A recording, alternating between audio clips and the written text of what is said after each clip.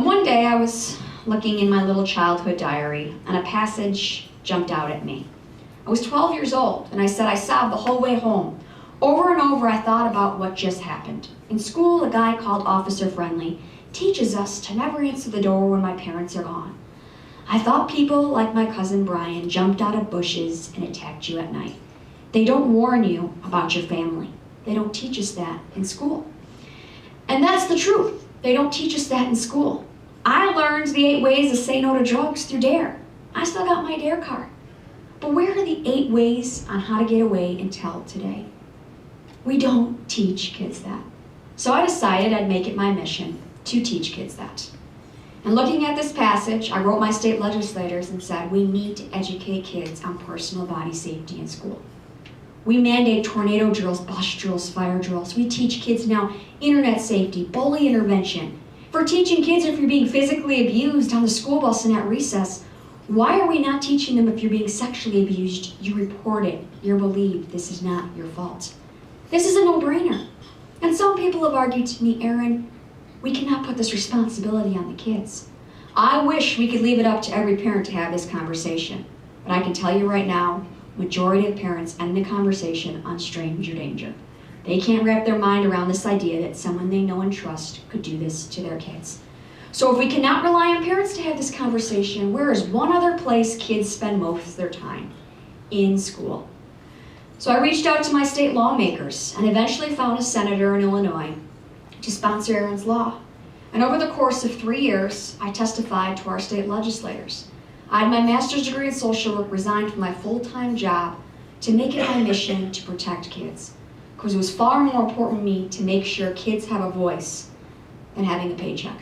I wanted to make sure kids did not live in silence the way I had been silenced. And I have been warned over and over what a hurdle this would be. This is an unfunded mandate. You're talking about sexual abuse. My own state senator in my district got on the phone with me when I was looking for a sponsor and said, Erin, you're talking about sexual abuse. We don't talk about that in our society. I agree we should be educating kids, but you'll never get this passed. I can't sponsor this. And I hung up the phone with him by ending it and said, I will find somebody that will. It's your attitude that so many people have that we give these predators so much power and control over our kids. So once I found that new state legislator, as I'm getting ready to testify before several of the members in the House, the sponsor of the bill said, Erin, you see that woman the second row in the front.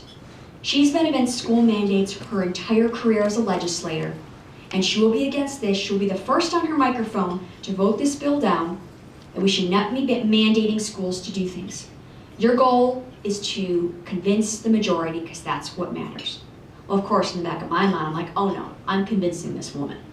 So I sat there, gave my whole testimony, told them the importance of why we need to teach this to kids. Well, she was the first person on her microphone. But instead, she looked around at all her colleagues and said, I want every single one of you to support this law. Had this law been in existence when I was a child, I would have spoken up and told.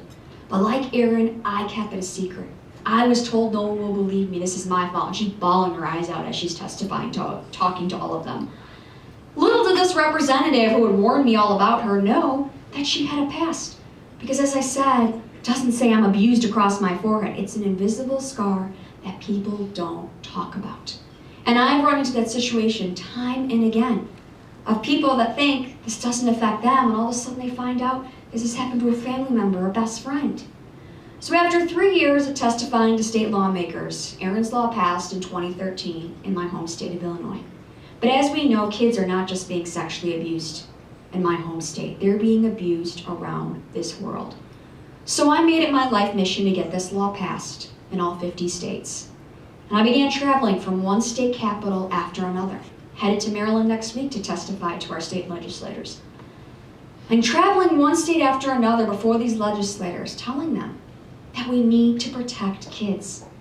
That the only people that should be against this law are the predators themselves. Why would anybody else be against it? We're trying to protect children. This is a no-brainer. But I can't begin to tell you how many legislators I get before that sit there and vote against this because it's an unfunded mandate. It's requiring too much time of teachers. So I'm asking for an hour out of a school year. We can't give an hour out of an entire school year to protect kids from abuse. The reality is, the kids that are being abused are already taking away from school time by being disruptive in the classroom, interrupting the rest of the kids.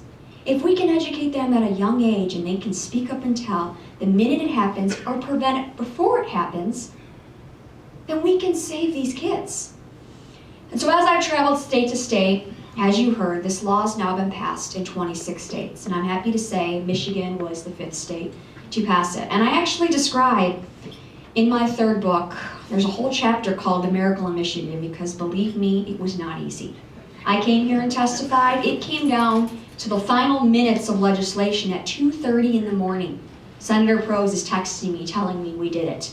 Lobbyists were working on it. There was all this fight to get this passed here.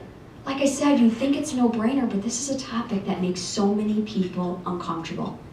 And without this law, we're giving the Jerry Sandusky's of this world the ability to control our kids. Think of how many kids were abused for how many years by Jerry Sandusky over the course of a decade.